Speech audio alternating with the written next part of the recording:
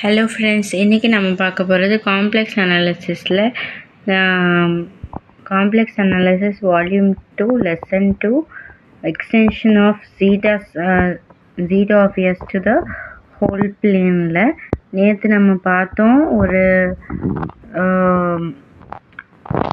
Extension of zeta function to the whole பிளேன்னா என்ன, அப்படி கேட்டாங்கன்னா என்ன எழுதணும், அந்த கொஷினுக்கு என்ன ஆன்சர் அப்படின்னு நேற்று நம்ம பார்த்தோம். இந்த கொஷினை எப்படிலாம் கேட்பாங்க அப்படின்னா, prove that zeta of s is equal to 1 by gamma of s integral of 0 to infinity x power s minus 1 divided by e power x minus 1 into dx அப்படின்னு கேட்கலாம். அப்படி இல்லைன்னா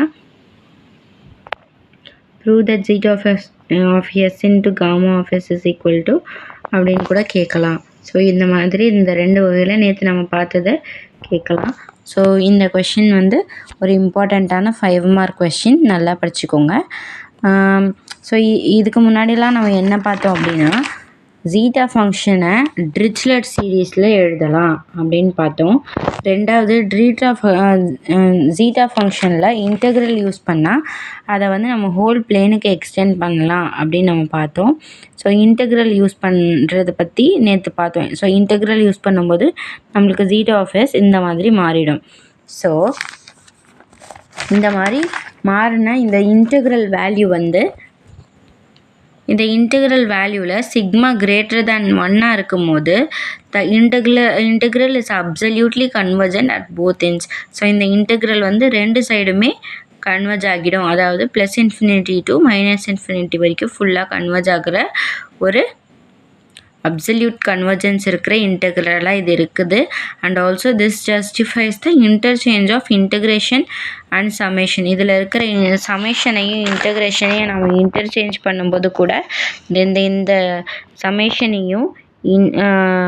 சமேஷனையும் இன்டகிரலையும் நம்ம இன்டர்சேஞ்ச் பண்ணும்போது கூட இந்த தியரம் ஜஸ்டிஃபை ஆகிடும் அப்படின்னு சொல்கிறாங்க. நெக்ஸ்ட்டு நம்ம இந்த எக்ஸ் பவர் எஸ் மைனஸ் 1 எடுத்துக்குவோம். இந்த எக்ஸ் பவர் எஸ் மைனஸ் 1 நம்ம இன்னொரு வகையில் எப்படி எழுதலாம்னா, எக்ஸ்பொனன்ஷியேஷனும் லாகும் யூஸ் பண்ணி கூட எழுதலாம். ஸோ இது என்ன எப்படி எழுதியிருக்காங்கன்னு பார்க்காதீங்க, நான் உங்களுக்கு எக்ஸ்பிளைன் பண்ணுறேன். எந்த ஒரு சாதாரண நம்பர், இப்போ for example x power s minus 1 தான் நம்ம இப்படி எழுதியிருக்கோம் இல்லையா. எந்த ஒரு சாதாரண நம்பர், பவரில் இருக்கிற எந்த ஒரு நம்பர் எடுத்துக்கிட்டாலும் அதுக்கு முன்னாடி நம்மளால் இ லாகுன்னு போட முடியும். ஸோ இ லாகுன்னு போட்டு எக்ஸ் பவர் எஸ் மைனஸ் 1 எழுதினாலும் ஒன்று தான், இ லாகுன்னு போடாமல் எக்ஸ் பவர் எஸ் மைனஸ் 1 எழுதினாலும் ஒன்று தான். So e power log power x power s minus 1 அப்படின்னு, e into log power x power s minus 1 இருக்குது. இதில் இ பவர் எக்ஸ்ன்னு இருக்கு இல்லையா, இந்த இ பவர் எக்ஸை இ லாக் பவர் எக்ஸ்ன்னு இருக்கு இல்லையா. ஸோ இந்த லாக் பவர் எக்ஸை நாம் இ பவர் லாக் எக்ஸ்ன்னு இருக்கும். இது e power log x into x power s minus 1 அப்படின்னு இருக்கும் ஆக்சுவலாக. ஸோ இந்த இ பவர் லாக் இன்ட்டு அப்படின்னு எது எழுதினாலுமே அந்த வேல்யூ மாறப்போகிறது கிடையாது, அப்படியே தான் இருக்கும். ஸோ அதனால் லாகுக்கு பக்கத்தில் இருக்கிற நம்பரோட பவரை லாகுக்கு ஃப்ரண்ட்டில் நம்ம எழுதுகிற மாதிரி ஒரு ரூல் இருக்குது. ஸோ அதனால் e power s minus 1 into log x அப்படின்னு நம்மளுக்கு வரும். புரிஞ்சுதா? ஸோ இதுதான் நாம் இங்கே எழுதியிருக்கோம். புரிஞ்சுதா? So x power s minus 1க்கு முன்னாடி இ பவர் லாகுன்னு எழுதணுன்னா log into x power s minus 1ன்னு இருக்கும். ஸோ இந்த லாக் இன்ட்டு எக்ஸ்ன்னு இருக்கு இல்லையா, இந்த லாக் இன்ட்டு எக்ஸை விட்டுட்டு எக்ஸோடைய பவரில் இருக்கிற வேல்யூவை நம்மளால் லாகுக்கு ஃப்ரண்ட்டில் எழுத முடியும். ஸோ அப்படி எழுதி நம்ம e power s minus 1 into log of x அப்படின்னு நாம் எழுதியிருக்கோம். ஸோ அப்படி தான் இதை டிஃபைன் பண்ணியிருக்காங்க. நெக்ஸ்ட் என்ன சொல்கிறாங்கன்னா, இதில் ஒரு ஃபிகர் கொடுத்துருக்காங்க, அதான் இந்த ஃபிகர் கொடுத்துருக்காங்க. இந்த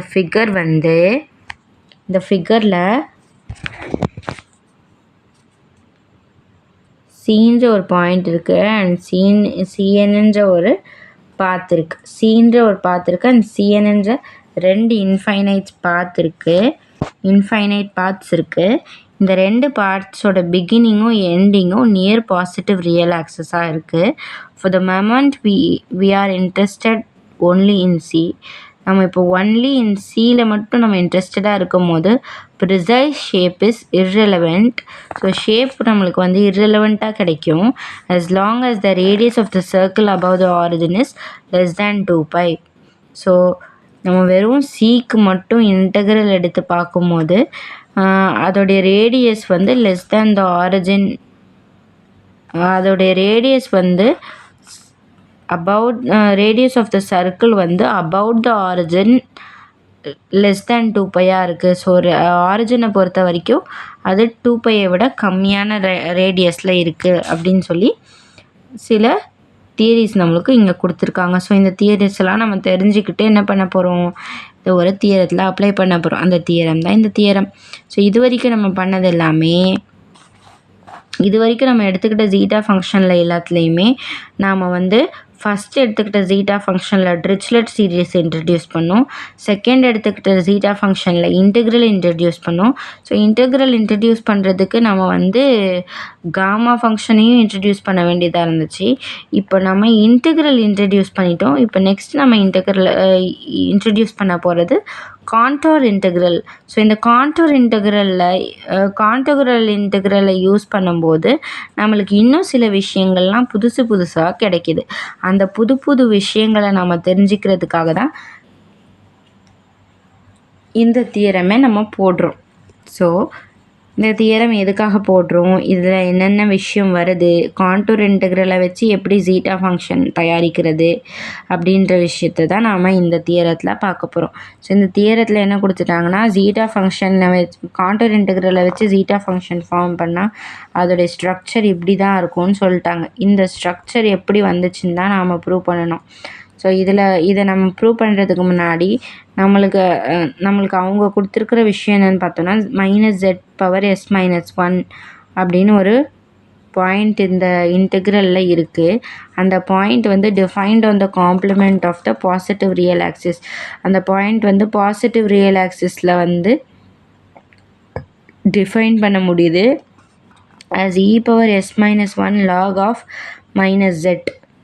ஸோ அதாவது என்ன சொல்ல வராங்கன்னா, இது வந்து ஒரு ஜீட்டா ஃபங்க்ஷனை வந்து நம்ம பாசிட்டிவ் ரியல் ஆக்சிஸில் வந்து ஜெட்டுங்கிற ஒரு பாயிண்ட்டை வந்து நம்ம ட்ராவல் பண்ண வைக்கும் போது அந்த ஜெட்டுன்ற வேல்யூ வந்து imaginary value of log z வந்து -πலேருந்து πக்குள்ளே இருக்கும் அப்படின்ற விஷயம்லாம் இந்த ஜீட்டா ஃபங்க்ஷன்லேருந்து நமக்கு கிடைக்கிற விஷயங்கள். ஸோ இந்த இன்டெக்ரலை நம்ம எப்படி இன்ட்ரடியூஸ் பண்ணலாம் அப்படின்னா, ஆல்ரெடி நம்ம வந்து சாதா இன்டெக்ரலை இன்ட்ரடியூஸ் பண்ணும்போது அது ஆப்வியஸ்லி கன்வர்ஜென்ட்னு நம்ம மேலே பார்த்துட்டோம். So absolutely convergent on both the எண்ட்ஸ்ன்னு சொல்லி நம்ம போன தியரத்திலே பார்த்துட்டோம். ஸோ அதனால் the integral is obviously convergent. And அதாவது நம்ம ஜீட்டா ஃபங்க்ஷனுக்கு இந்த இன்டெக்ரலை ஃபஸ்ட்டு கன்வர்ஜென்ட்னு சொல்லிட்டோம். இப்போது by Cauchy's theorem, its value does not depend upon the shape of the contour C as long as the C does not enclose any multiples of 2πi. So இதில் நம்ம கான்டூருன்ற விஷயத்தை இன்ட்ரடியூஸ் பண்ணும்போது அதுக்குன்னு ஒரு புது ஷேப் கிடைக்கும். அண்ட் சியில் வந்து எந்த ஒரு மல்டிபிள்ஸ் ஆஃப் 2πையும் இது வரைக்கும் நம்ம இன்ட்ரடியூஸ் பண்ணாமல் வச்சுருக்கோம். காச்சி தியரம் படி பழைய ஜீட்டா ஃபங்க்ஷன் வெறும் இன்டெக்ரலை வச்சு ஃபார்ம் பண்ண ஜீட்டா ஃபங்க்ஷனில் சீன்ற ஒரு ஷேப்பை நம்ம இன்ட்ரடியூஸ் பண்ணுறோம். அதை இன்ட்ரடியூஸ் பண்ணும்போது மல்டிபிள்ஸ் ஆஃப் 2πi கிடைக்குன்றது நம்மளுக்கு உறுதியாக தெரியலை. ஸோ அதனால் நம்ம இப்போ வந்து சீனா என்ன அப்படின்னு ஃபஸ்ட்டு தெரிஞ்சுக்கலாம். சீன்றது ஒரு கான்டூர் இன்டெக்ரல். இந்த கான்டூர் இன்டெக்ரல் எப்படி வேலை செய்யும்னா, இதை வந்து ஹேக்னல் கான்டூர் அப்படின்னு சொல்லலாம். இந்த ஹேக்னல் கான்டூர் எப்படி இருக்கும்னா, ஃபஸ்ட்டு +∞ ஸ்டார்ட் ஆகி ஆரிஜினுக்கு வரும். +∞ ஒரு பாயிண்ட் ஸ்டார்ட் ஆகும். அதாவது இன்ஃபைனைட் பாத் இல்லையா இது. ஸோ இன்ஃபினிட்டிலேருந்து ஸ்டார்ட் ஆகி 0க்கு வரும். அப்புறமா 0லேயே ஒரு சர்க்கிள் ஆஃப் ரேடியஸ் ஒரு ரவுண்ட் அடிக்கும். சர்க்கிள் ஆஃப் ரேடியஸ் ஃபார்ம் பண்ணிவிட்டு திருப்பியும் மறுபடியும் 0லேருந்து இன்ஃபினிட்டி வரைக்கும் போகும். ஸோ இப்போ இன்ஃபினிட்டிலேருந்து 0 வரைக்கும் வந்துச்சு இல்லையா, +∞ வரைக்கும் போகும். ப்ளஸ் இன்ஃபினிட்டிலேருந்து 0 வரைக்கும் வந்துச்சு இல்லையா ஒரு இன்டெக்ரல், அந்த இன்டெக்ரல் அப்பர் எட்ஜில் இருக்கும். அடுத்தது சர்க்கிள் ஆஃப் ரேடியஸ் ஒரு ஆர்லேயே சுற்றி ஜீரோலேயே சுற்றி ரவுண்ட் அடிச்சிச்சுல, அதை வந்து சர்க்கிள் ஆஃப் ரேடியஸ்ன்னு சொல்லுவோம். மூணாவது வந்து 0லேருந்து இன்ஃபினிட்டிக்கு போச்சுல்ல, அதை வந்து நம்ம லோவர் எட்ஜுன்னு சொல்லுவோம். ஸோ ஒரு காண்டோர் இன்டெக்ரல் எடுத்துக்கிட்டோன்னா அதில் 3 விஷயம் இருக்கும். ஒன்று upper edge, circle of radius, மூணாவது லோவர் எட்ஜ். ஸோ இந்த 3 விஷயத்தையும் நம்ம இந்த ஜீட்டா ஃபங்க்ஷனில் காண்டூர் இன்டெக்ரல் இன்ட்ரடியூஸ் பண்ணுறதுக்காக நாம் யூஸ் பண்ணுறது. ஸோ நம்மளுக்கு ஃபஸ்ட்டு வந்து நம்ம தயாரிக்கிறது சர்க்கிள் ஆஃப் ரேடியஸ். ஸோ அது ரேடியஸ் ஃபார்ம் பண்ணுது இல்லையா, அந்த ரேடியஸை வந்து நம்ம r tends to 0 அப்படின்னு சூஸ் பண்ணுறோம். ஏன்னா 0ன்ற ஆரிஜின் பாயிண்டில் அந்த ரேடியஸ் ஸ்டார்ட் ஆகுது அப்படின்னு நம்ம சூஸ் பண்ணிக்கிறோம். It is readily seen that the integral over the circle tends to 0 with r. So அது வந்து இன்ஃபினிட்டிலேருந்து லாஸ்ட் பாயிண்ட்டுக்கு வரணும் அப்படின்னா 0ல் தான் வந்து முடியணும் அப்படின்னு சொல்கிறாங்க. எதுக்கு அப்படின்னா நம்ம வந்து சிக்மா கிரேட்டர் தேன் 1ன்னு எடுத்துக்கிட்டதுனால அது வந்து 0 ரியல் ஆக்சிஸ் வேல்யூஸ் எப்போவுமே கிரேட்டர் தேன் 1 இருக்கிறதுனால அது நெகட்டிவ் வேல்யூஸ்க்கு போகாது. அதனால் 0வோட நின்றுன்றதுனால அந்த சர்க்கிள் வந்து 0லேயே வந்து முடிஞ்சிரும். ஸோ ஆரோடைய வேல்யூ 0. அதனால் சர்க்கிள் ஆஃப் ரேடியஸ்ன்ற ஒரு விஷயம் நம்மளுக்கு தேவைப்படாது. இந்த limit we are left with an integral back and forth. இப்போ நம்மக்கிட்ட மிச்சம் இருக்கிறது சர்க்கிள் ஆஃப் ரேடியஸ் இல்லாமல் மீதி நம்மளுக்கு என்ன இருக்குது, இன்ஃபினிட்டி டு 0 போகிற அந்த பாத், அது ஒரு இன்ஃபைனைட் பாத். இந்த பாத் வந்து அப்பர் எட்ஜ். அப்புறம் 0 டு இன்ஃபினிட்டி போகிற இந்த பாத், இந்த பேக் பாத் அண்ட் ஃபோர்த் பாத், முன்னாடி இருக்கிற பாத் அண்ட் ஃப்ரண்ட்டில் இருக்கிற பாத். இந்த பாத்தை அப்பர் எட்ஜுன்னு சொல்கிறோம், இந்த பாத்தை லோவர் எட்ஜுன்னு சொல்கிறோம். ஸோ இந்த 2 பாத்தும் தான் நம்மளுக்கு இப்போ தேவைப்படுது. ஸோ இந்த 2 பாத்துக்கும் என்ன பேர் வைக்கலாம் அப்படின்னு சொல்லி நம்ம சூஸ் பண்ணுறோம். அது ரெண்டுமே பாசிட்டிவ் ரியல் ஆக்சிஸில் இருக்கிறதுனால அப்பர் எட்ஜை வந்து நாம் -z(s⁻−1)ன்னு சூஸ் பண்ணுறோம். எதனால் அப்படின்னா நம்மளுக்கு ஜீட்டா ஃபங்க்ஷனில் ஆல்ரெடி நம்மளுக்கு தெரியும் x⁻s−1ன்னு ஒரு இன்டெக்ரலில் x⁻s−1ன்னு ஒரு விஷயம் இருக்கும். ஸோ இங்கே x⁻s−1க்கு பதிலாக நம்ம -z(s⁻s−1)ன்னு எடுத்துக்கிறோம். இந்த அப்பர் எட்ஜுக்கு நம்ம தான் வேல்யூ செட் பண்ணுறோம். ஸோ zன்றது ஒரு காம்ப்ளெக்ஸ் வேரியபிள், அதோடைய பவர் s-1ல் இருக்குன்றது நம்மளுக்கு நல்லாவே தெரியும். இது வந்து இன்டெக்ரல்குள்ளே இருக்கிற ஒரு அப்பர் எட்ஜ். ஸோ இதை வந்து நம்ம இப்படி சூஸ் பண்ணுறோம். அதாவது அப்பர் எட்ஜுன்றது மேலே வரது, மேலே means 0 to infinity path, infinity to 0வில் வர பாத். ஸோ இதுக்கு வந்து எக்ஸுடைய வேல்யூ, இப்போ இதில் வந்து -z வேல்யூ நம்ம என்னென்னு அசைன் பண்ணுறோன்னா -x(x.e⁻i⁻) அப்படின்னு அசைன் பண்ணுறோம். எப்போ அப்படின்னா இன்ஃபினிட்டிலேருந்து ப்ளஸ் இன்ஃபினிட்டிலேருந்து 0 வரைக்கும் போகுது இல்லையா, டவுன்வர்ட்ஸ் போகிறதுனால அதை வந்து நம்ம நெகட்டிவ் வேல்யூ வச்சு ரெப்ரசன்ட் பண்ணுறோம். எக்ஸுக்கு பதிலாக ஜெட்டுக்கு பதிலாக எக்ஸுன்ற வேரியபிள் போடுறோம், காம்ப்ளெக்ஸ் ரியல் வேல்யூ போடுறோம். இது வந்து ஜெட்டுன்றது ஒரு காம்ப்ளெக்ஸ் வேல்யூ, எக்ஸுன்றது ஒரு ரியல் வேல்யூ. இது கூட ஒரு இமேஜினரி வேல்யூவும் காம்ப்ளெக்ஸ் வேல்யூவும் நம்மளுக்கு தேவைப்படும். அதனால் e⁻i⁻ அப்படின்னு நம்ம சூஸ் பண்ணிக்கிறோம். ஸோ z(x.e⁻i⁻) இது எப்போ அப்படின்னா அப்பர் எட்ஜில் இருக்கும் போது. இதே லோவர் எட்ஜில் இருக்கும் போது z(x.e⁻i⁻)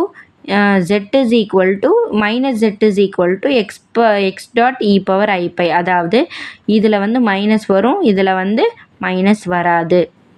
ஸோ e⁻i⁻ அப்படின்னு இருக்கும். ஸோ உங்களுக்கு நான் சொல்கிறது புரிஞ்சிருக்கும்னு நினைக்கிறேன். அப்பர் எட்ஜில் வரும்போது e⁻i⁻ இருக்கும், லோவர் எட்ஜில் வரும்போது e⁻i⁻ இருக்கும். ஸோ இதுதான் வந்து -zக்கு நம்ம அசைன் பண்ணுற வேல்யூஸ். இது எதனால் அசைன் பண்ணுறோன்னா நம்மளுக்கு இன்டெக்ரலோடைய வேல்யூ தெரியணும். அதனால நம்ம ஒரு காம்ப்ளெக்ஸ் வேரியபிளை இன்ட்ரடியூஸ் பண்ணுறோம். சரியா? இப்போ ரெண்டாவது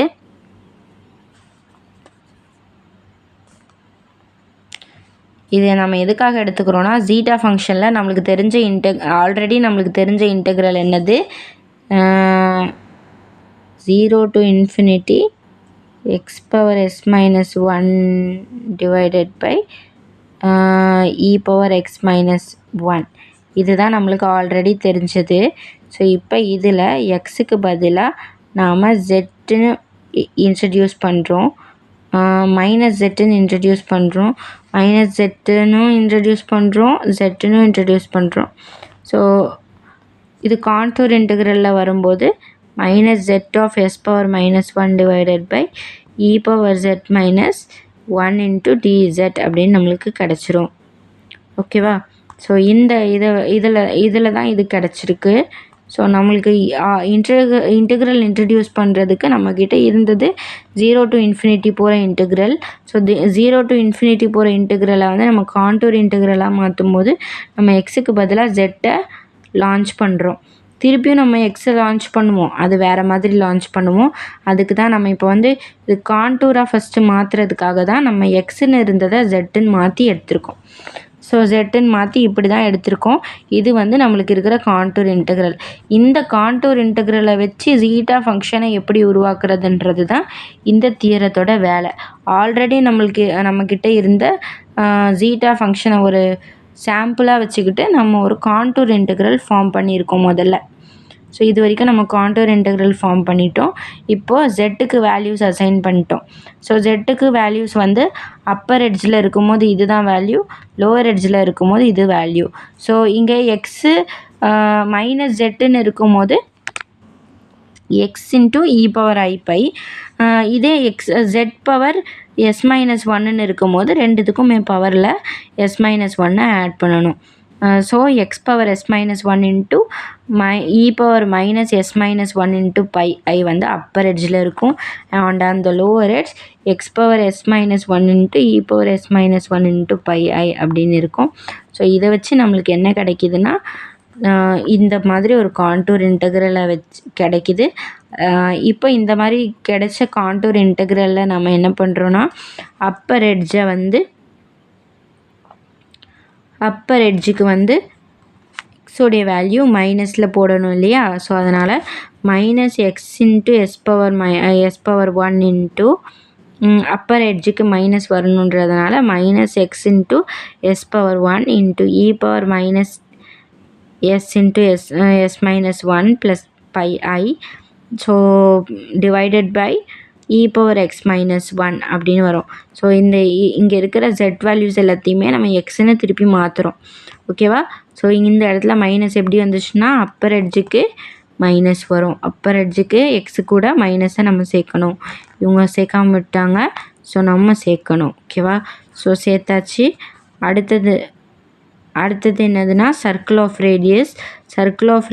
அதாவது இது வந்து அப்பர் எட்ஜ்னால் என்னது, இன்ஃபினிட்டிலேருந்து 0க்கு வர பாத். ஸோ இன்ஃபினிட்டிலேருந்து 0க்கு வர இன்டெக்ரலை நாம் ரெடி பண்ணிட்டோம். இப்போ 0லேருந்து ஒரு சர்க்கிள் போடுவோம்னு சொன்னோம் இல்லையா? அந்த சர்க்கிள் வந்து 0ன்றது நாம் இங்கே ஆப்வியஸாக சொல்லிட்டோம். ஸோ அதனால் அது 0ன்றதுனால அது இங்கே கொடுக்கல. அதுக்கப்புறமா லோவர் எட்ஜில் இந்த ஜெட்டுக்கு பதிலாக எக்ஸை சப்ஸ்டியூட் பண்ணணுன்னா x into s power minus 1 into e power s minus 1 into pi i divided by e power x minus 1 into dx. So இப்போ இதுலேருந்து எக்ஸ் காமனாக இருக்கிற வேல்யூஸ் எல்லாம் வெளியில் எடுக்கிறோம். Integral 0 to infinity x power s minus 1 divided by e power x minus 1 into டிஎக்ஸை வெளியில் எடுக்கிறோம். வெளியில் எடுத்தோன்னா e power minus e power minus s minus 1 into pi i கிடைக்கும். And e power s minus 1 into pi i கிடைக்கும். So இப்போ இது ரெண்டுத்தையுமே நம்ம வந்து மைனஸ் பண்ணுறோம். ஸோ இது என்ன ஃபார்மேட்டில் இருக்குது? E power i theta minus e power minus i theta ஃபார்மேட்டில் இருக்குது. ஸோ இதை வந்து நம்ம இந்த ஃபார்முலாவில் யூஸ் பண்ணலாம். E power i theta minus e power minus i theta divided by 2i is equal to sine theta. So இந்த 2i அந்த பக்கம் போச்சுன்னா e power i theta is minus e power minus i theta equal to 2i sin theta அப்படின்னு கிடைக்கும் நம்மளுக்கு.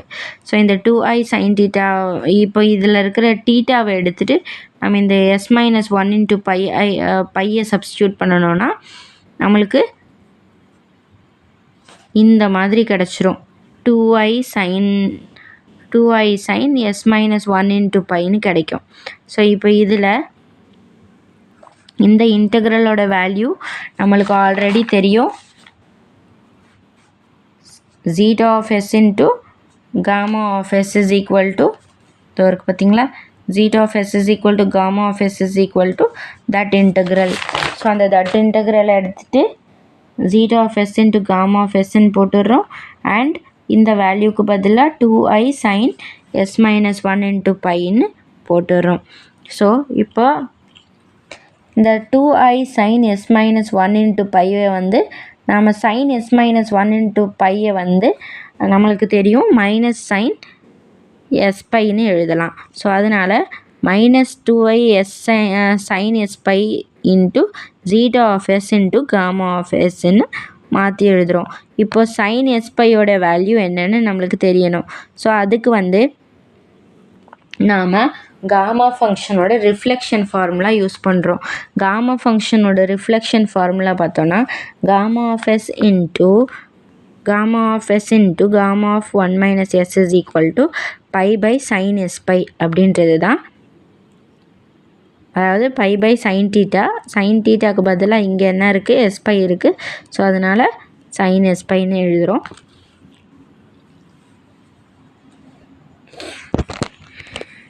sin s பைன்னு எழுதுகிறோம். இப்போ இந்த sin s பையை இப்போ நம்மளுக்கு இங்கே கொடுத்துருக்கிறது என்னது, sin s பையோட வேல்யூ தான் நம்ம இங்கே போட்டிருக்கிறது sin s by.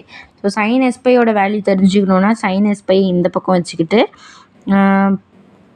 By divided by gamma of s into gamma of 1 minus sன்னு வரும். ஸோ இப்போ இந்த pi pi gamma of 1 minus s into gamma of s வந்து sin s பையை எடுத்துகிட்டு நம்ம போட்டோம் அப்படின்னா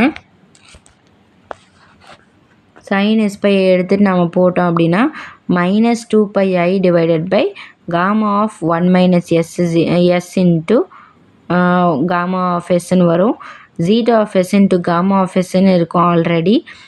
ஸோ இந்த gamma of sம் இந்த gamma of sம் அடிச்சுக்கிட்டு செத்து போயிடுச்சுன்னா zeta of s into -2πi divided by gamma of 1 minus sன்னு தான் இருக்கும். ஸோ இது ஆக்சுவலி எதோட வேல்யூ, இந்த இன்டெக்ரலோட நம்ம வச்சுக்கிட்ட ஸ்டார்ட் பண்ண இன்டெக்ரலோட வேல்யூ. ஸோ இது எப்படி நம்ம எழுதலான்னா இந்த ஸ்டார்ட் பண்ண contour integral -z of s-1 divided by e power z-1 into dz is equal to -2πi divided by gamma of 1 minus s into zeta of s அப்படின்னு இருக்குது. இதில் நம்ம zeta of s மட்டும் இந்த பக்கம் வச்சுக்கிட்டு மீதி எல்லாத்தையும் அந்த பக்கம் கொண்டு போயிட்டா நம்மளுக்கு என்ன கிடைக்கும், மேலே இருக்கிற 2πi கீழே போயிடும், கீழே இருக்கிற gamma of 1 minus s மேலே வந்துடும். ஸோ இந்த இன்டெக்ரல் கான்டோர் இன்டெக்ரல் அப்படியே இருக்கும், நம்மளுக்கு ஜீட்டா ஃபங்க்ஷன் ஆஃப் எஸ்ஸோட வேல்யூ கிடச்சிரும். ஸோ இந்த மாதிரி தான் நம்மளுக்கு வந்து இந்த கான்டூர் இன்டெக்ரலை வச்சு நாம் பண்ணுற ஜீட்டா ஃபங்க்ஷன் கிடச்சிச்சு. ஸோ இது என்னன்னு சொல்கிறாங்கன்னா இந்த ஜீட்டா ஃபங்க்ஷன் எப்படி ஃபார்ம் ஆச்சுன்னா, ஒரு ஜீட்டா ஃபங்க்ஷனை நம்மளால் மெரமார்ஃபிக் ஃபங்க்ஷனாக எக்ஸ்டெண்ட் பண்ண முடியும். ஒரு ஹோல் பிளேனில் ஒரு மெரமார்ஃபிக் ஃபங்க்ஷனாக எக்ஸ்டெண்ட் பண்ணும்போது அதுக்கு ஒரே ஒரு போல் மட்டும்தான் இருக்கும். அந்த போல் s is equal to 1 இருக்கும் அண்ட் அதோட ரெசிடியூ வந்து 1 இருக்கும் அப்படின்னு சொல்கிறாங்க. ஸோ இது நம்ம ஆல்ரெடி இந்த இடத்துல நம்ம பார்த்தோம். ஸோ ரெசிடியூ கண்டுபிடிக்கிற ஃபார்முலாவில் சப்ஸ்டியூட் பண்ணும்போது அதோடைய வேல்யூ 1 தான் இருக்கும். இப்போ நெக்ஸ்ட் நம்ம பார்க்க போகிறது ஃபங்க்ஷனல் ஈக்குவேஷன். ஸோ ஃபங்க்ஷனல் ஈக்குவேஷனை வந்து நெக்ஸ்ட் வீடியோவில் பார்க்கலாம். ஸோ நம்ம சேனல் சப்ஸ்கிரைப் பண்ணாதவங்க சப்ஸ்கிரைப் பண்ணிடுங்க.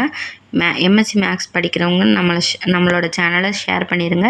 நெக்ஸ்ட் நம்ம பார்க்க போகிறது எல்லாமே ரொம்ப ரொம்ப இம்பார்ட்டண்ட்டான தியரம்ஸ். ஸோ எந்த ஒரு வீடியோவும் மிஸ் பண்ணிடாதீங்க. எம்எஸ்சி மேக்ஸில் நல்ல மார்க் வாங்கணும்னு நினைக்கிறவங்களுக்கு இந்த வீடியோஸை ஷேர் பண்ணுங்கள். நீங்கள் படித்து பயன்பெறுங்க. Thank you so much.